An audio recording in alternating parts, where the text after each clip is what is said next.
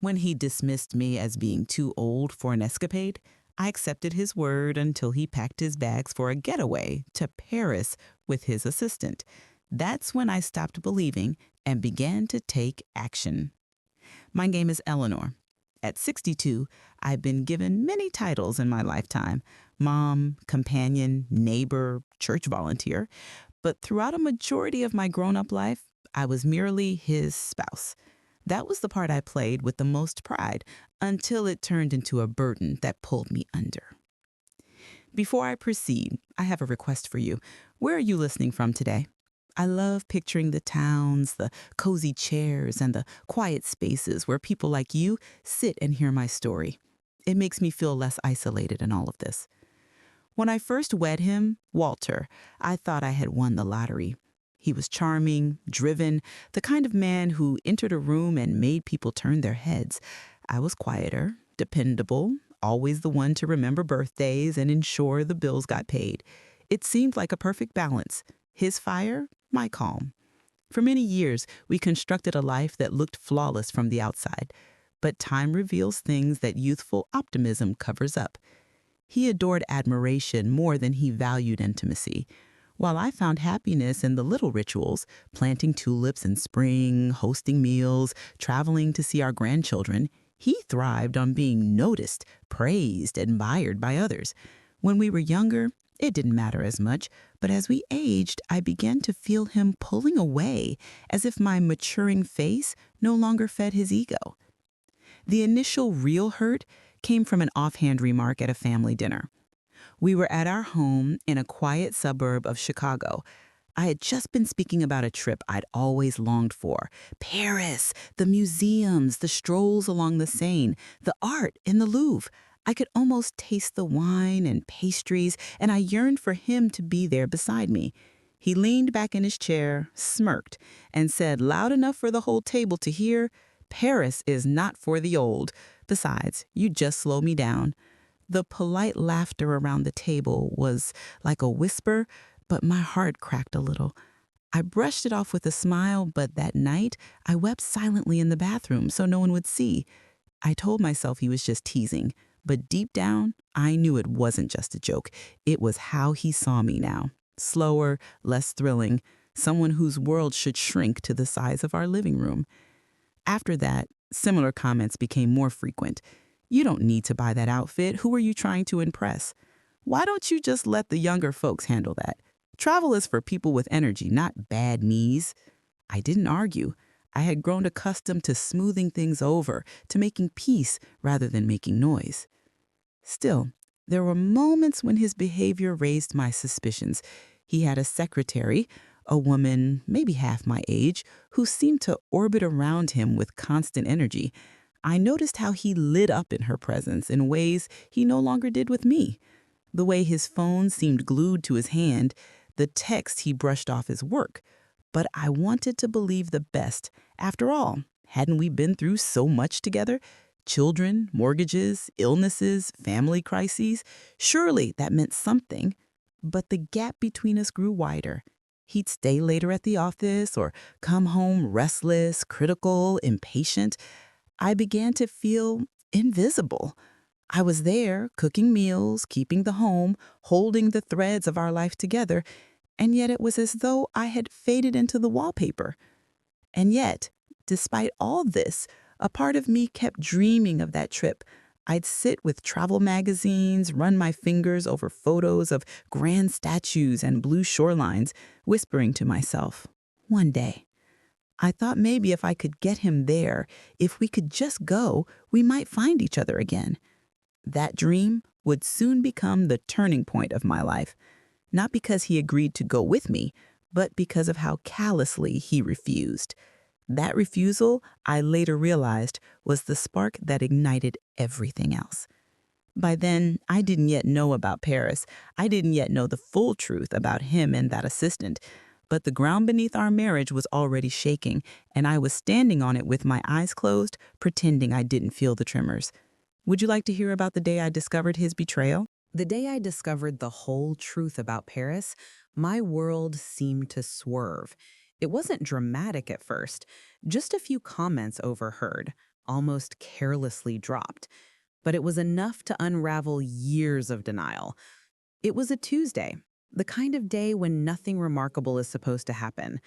I was arranging the kitchen, folding laundry, doing the thousands of small things that keep a household running smoothly.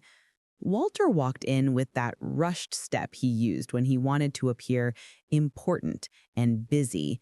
He barely looked at me, muttering about deadlines and schedules. Then he said it. "I'll be out of town for 2 weeks. Paris meetings. Don't wait up." Paris.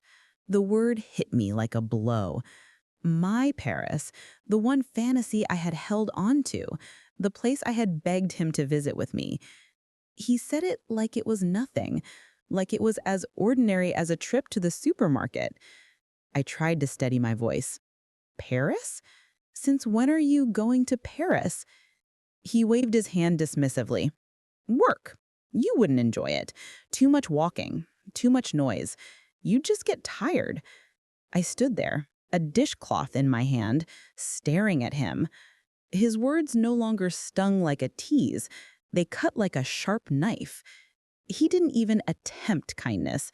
It wasn't about protecting me or sparing me. It was about removing me from the picture. For the first time, I didn't swallow my feelings. "You always told me travel wasn't practical. You said we couldn't afford it, that it was frivolous. Now, suddenly, it's work?" He gave me that look, the one that said the conversation was already over. "I don't need to explain everything to you. I have responsibilities." Responsibilities. That word rattled around in my mind for hours. Later that evening, when he stepped out to take a call, I overheard the soft, too friendly tone in his voice. Not the clipped way he usually spoke to colleagues, but smooth, light, playful. He said her name, his assistant's. I sank into the chair, a chill spreading through me. There it was, laid bare. He wasn't just going on a business trip. He was going with her.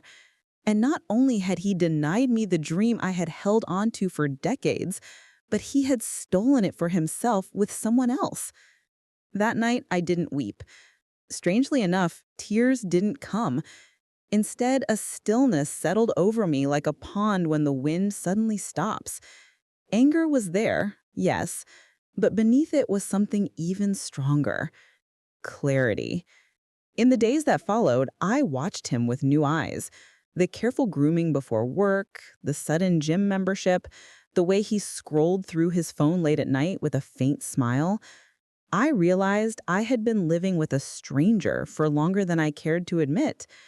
Still, a part of me wanted to scream, to accuse, to demand explanations. But what good would that do? He had already made his choice. I could see it in his body, hear it in his tone. His mind was already in Paris, on cobblestone streets with her by his side. One evening, my neighbor, a longtime acquaintance who had seen more than I thought, caught me on the porch. "You look drained," she said gently. "Is everything all right?"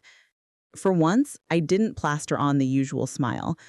I just shook my head, and she, bless her heart, reached out and squeezed my hand. "Don't let him make you small. You've got more strength than you know." Her words stuck with me. Maybe it was because she'd known me before the marriage, before the years of diminishing myself to fit into his world. Maybe it was because she said it without pity, just a simple fact. That night, while he was asleep, I sat in the quiet of the living room. I stared at the travel magazines I'd kept stowed away, the ones filled with dog-eared pages and deferred fantasies. For years, I had begged him to see me, to share in my hopes, and here he was, about to live them out with another woman. The betrayal burned, but underneath it, something began to stir. It wasn't just rage at him. It was a fire for myself, a whisper that said, "You are not powerless. You are not done." I didn't know exactly what I would do yet, but I knew one thing with absolute certainty. When he returned from Paris, He would not be coming home to the same woman he left behind. Once the shock of betrayal had settled, I discovered something surprising. Beneath the anger, beneath the humiliation, there was a strange calm. For the first time in years, I wasn't chasing after him, trying to please him, waiting for crumbs of affection. No, my mind was clear, my focus sharp. I remember sitting at the kitchen table with a pen and a pad of paper, almost like a student again. I made a list, not of groceries, not of chores, but of leverage. Everything we owned, everything we had built together, and more importantly, everything he valued. It wasn't a long list, but it was powerful. His car, our joint accounts, the house deed, the pension we both contributed to. For decades, I had treated those things as ours. Now, I looked at them as rightfully mine. I had poured my life into this marriage, my energy, my health, my youth. I raised the children, managed the home, supported his career. I had invested everything, and now finally, I was ready to withdraw. The first target was his car. Oh, that car. It wasn't just metal and wheels to him, it was his pride, his proof that he was still young and desirable. A sleek, polished machine he babied more than he ever babied me. He waxed it on weekends, bragged about it to friends, insisted it was an investment. I decided that would be the first thing to go. I called a dealer I trusted. He came by 2 days later, looked the car over, and named a fair price. I didn't haggle. I just handed over the keys, signed the papers, and watched as he drove it away. For a moment, I thought my knees would buckle. But then, as the taillights disappeared, I felt something unexpected. Freedom. It was as if chains had fallen off my wrists. Next came the accounts. I visited the bank in a simple cardigan, carrying my tote bag like any other errand. The teller, a young woman with kind eyes, recognized my name on the joint account. "Would you like to make a withdrawal?" she asked. "Yes," I said firmly. "All of it?" She blinked, surprised. "All of it," I repeated, my voice steady. When I walked out of that bank, a cashier's check tucked safely in my bag, I felt taller. He had always assumed I wouldn't touch the money, that I was too timid, too dependent. But every dollar in that account was as much mine as his, and I wasn't about to leave it sitting there waiting for him and his assistant to sip champagne with. The final step was the lawyer. I made the appointment quietly, slipping out one morning while he thought I was at the grocery store. The lawyer was a seasoned woman, perhaps a few years younger than me, with sharp eyes and a reassuring voice. I laid it all out. The years of belittlement, the trip to Paris, the assistant, the accounts, the car. She didn't flinch. She nodded and said, "You've already done the hardest part, deciding you're done. The rest is just paperwork." Hearing that was like a balm. For so long I had felt trapped, as though the marriage was an unmovable wall. But now, piece by piece, I was leveling it. I filed the papers that day. Divorce, a word I had once feared. Now it tasted like liberation. While he was off chasing sunsets in Paris and whispering to his assistant under Parisian skies, I lived a very different kind of adventure right here at home. Mine didn't come with scenic boat rides or cobblestone streets, but it tasted just as sweet because it was my own. The first morning after he left, I brewed a pot of coffee just for myself. No scrambling to make his eggs just so. No rushing to iron his shirts before work. I sat by the window with my steaming mug and let the silence wash over me. Funny thing, what used to feel lonely now felt peaceful. I could hear birdsong instead of criticism, the hum of the fridge instead of his sighs. I started to reclaim my days, small steps at first. I joined a painting class at the community center. For years, I had told myself I was too busy or too old to start something new. But when I picked up that brush and laid color across canvas, I felt 10 years younger. The teacher, a cheerful man with paint on his shoes, looked at my first attempt and said, "You've got an eye for this." No one had complimented me like that in a long time. Not about my appearance, not about my usefulness, but about me, my talent. Another afternoon, I went on a day trip with a few friends to a little coastal town a couple of hours away. We wandered the boardwalk, ate fried clams, and laughed until our cheeks hurt. For the first time in years, I wasn't glancing at the clock, worrying about being home before he noticed my absence. Freedom, I discovered, didn't need a passport. I also began tending the garden with new energy. That small patch of earth behind our house became my Tuscany. I planted tomatoes, basil, and lavender, digging into the soil with bare hands. I imagined myself in France, walking through vineyards, and realized I could create beauty right here. Every green sprout that pushed through the dirt felt like a personal victory, proof that growth is always possible, no matter the season of life. Meanwhile, he called a few times from overseas.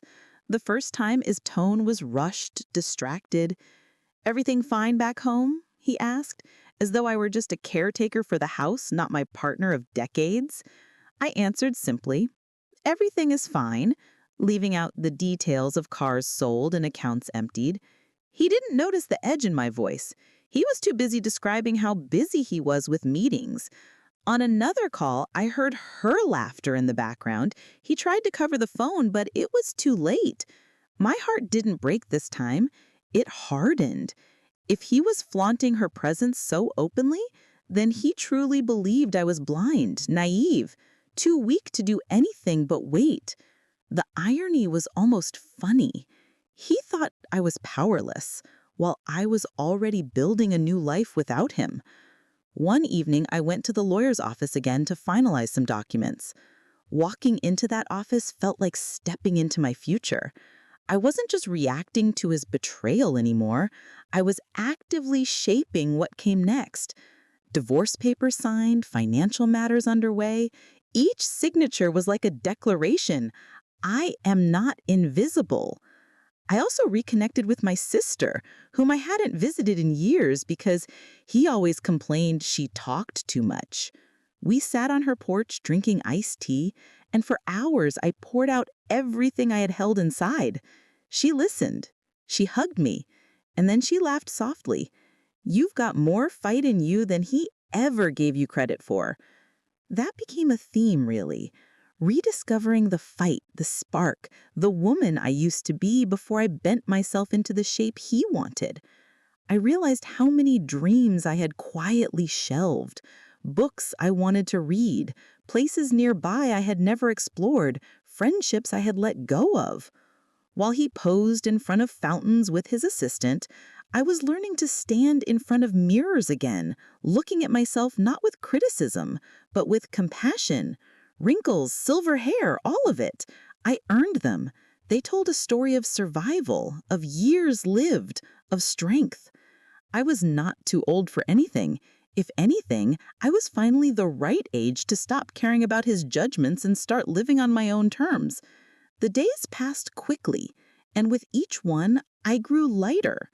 The betrayal still burned, yes, but it also gave me a strange gift. Space. Space to remember who I was.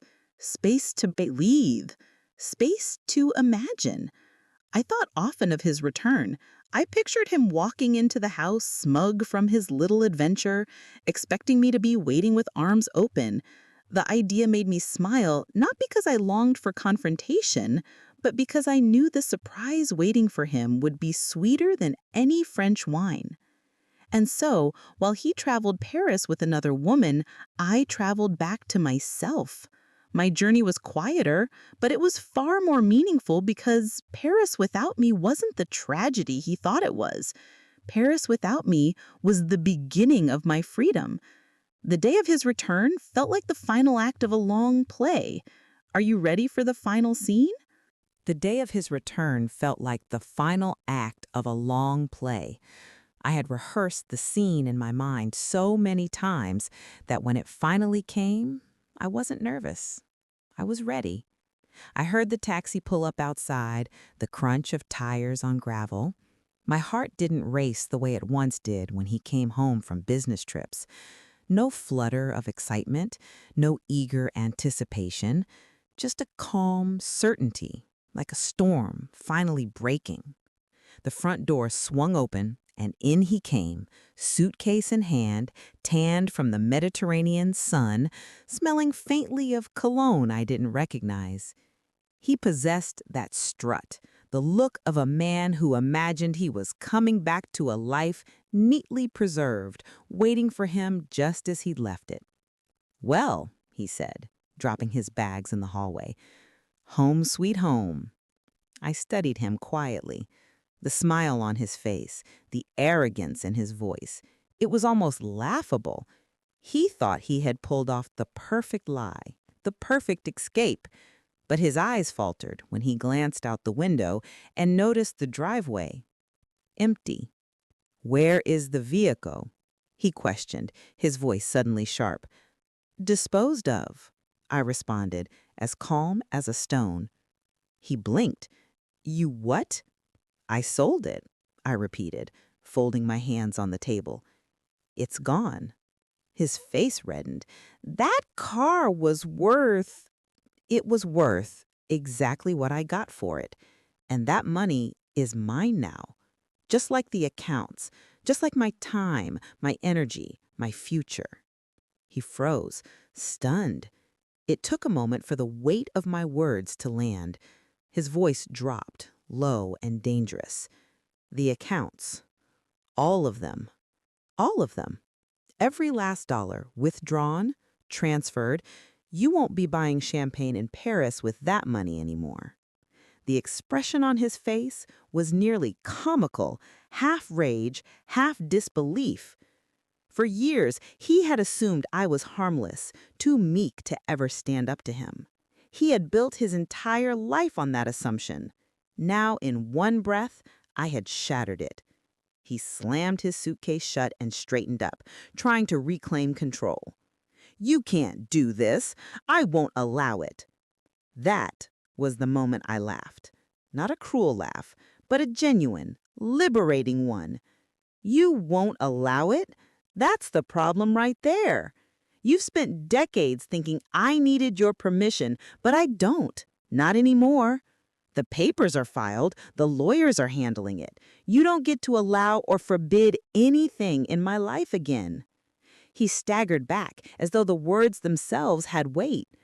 For a long time, he just stared at me, mouth opening and closing like a fish out of water. Then came the rage. "You ungrateful, bitter—" "Stop," I said firmly, raising a hand. My voice didn't shake. "I swallowed your insults, your dismissive remarks, your endless belittling. I let you shrink me down until I barely recognized myself. But I'm done. I'm not too old. I'm not too weak. I'm not too small. I am done." Silence fell.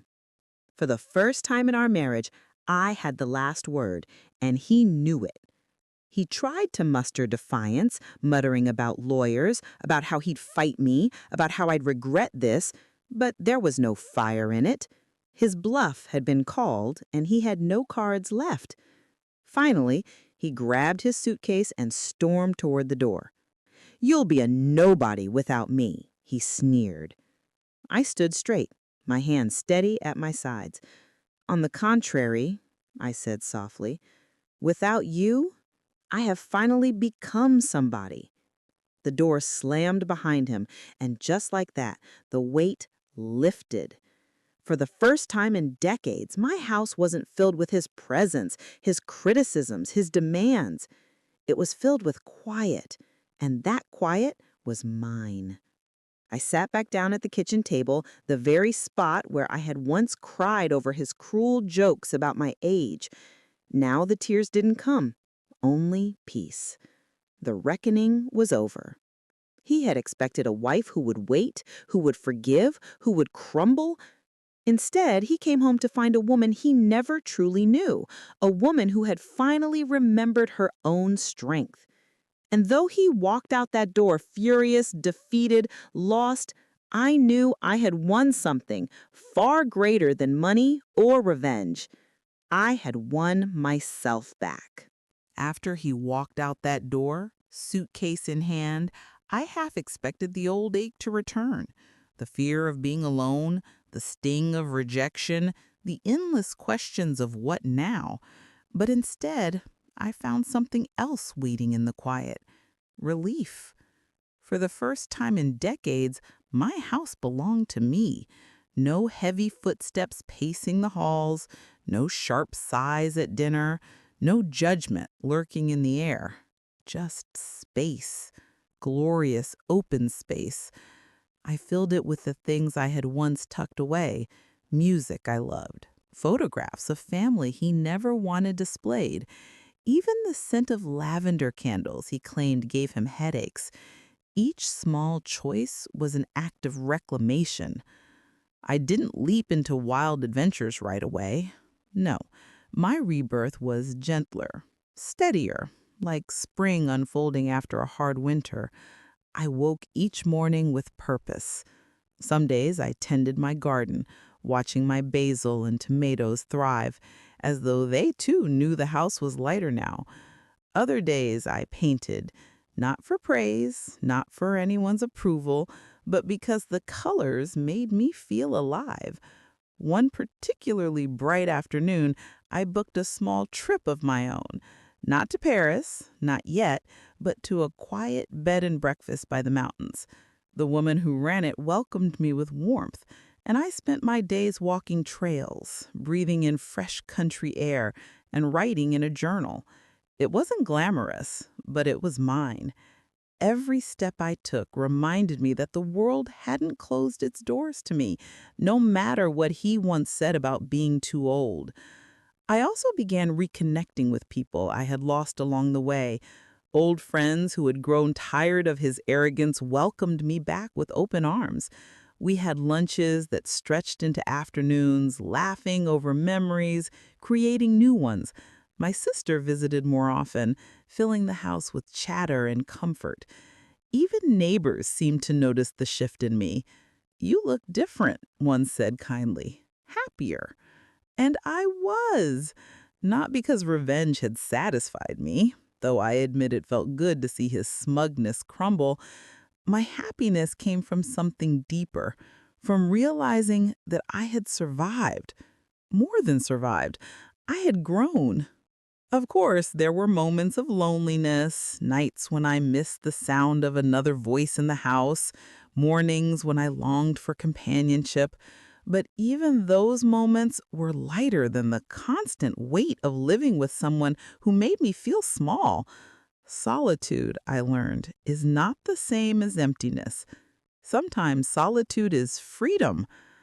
I did hear about him now and then, whispers from mutual acquaintances, bits of gossip. His assistant didn't stick around long once she realized his charm was just a thin veneer for control.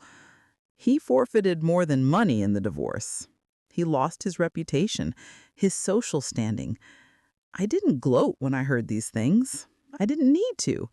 Life has a way of catching up to people like him. What mattered was not his downfall, but my rise. I had found my footing again. I had proven to myself, and maybe to every woman listening now, that it's never too late to take back your power. One evening, sitting on my porch as the sun dipped low, I thought of Paris again. Not with bitterness, not with longing, but with a quiet smile. I realized I didn't need Paris to prove anything. If I wanted to go one day, I would. But even if I never set foot in Paris, I had already found something more important: myself. And to you listening right now, wherever you are, maybe in your living room, maybe in your kitchen, maybe alone in your car, I want to say this: don't let anyone tell you you're too old to live, to dream, to begin again. Age isn't a cage. It's a key if you choose to use it. I had spent too many years letting someone else define my worth. But when he walked away, I finally remembered something I should have known all along. I was never too old. I was timeless.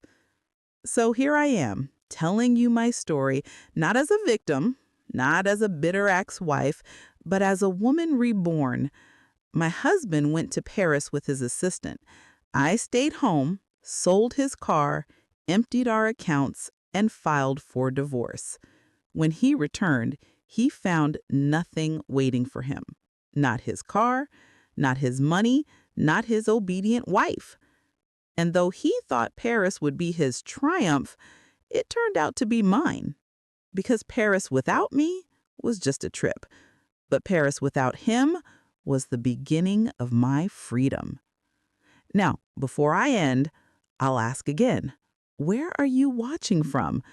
I like to imagine this story traveling farther than he ever did, reaching more people than his charm ever could, and maybe, just maybe, inspiring someone to realize it's never too late to choose yourself.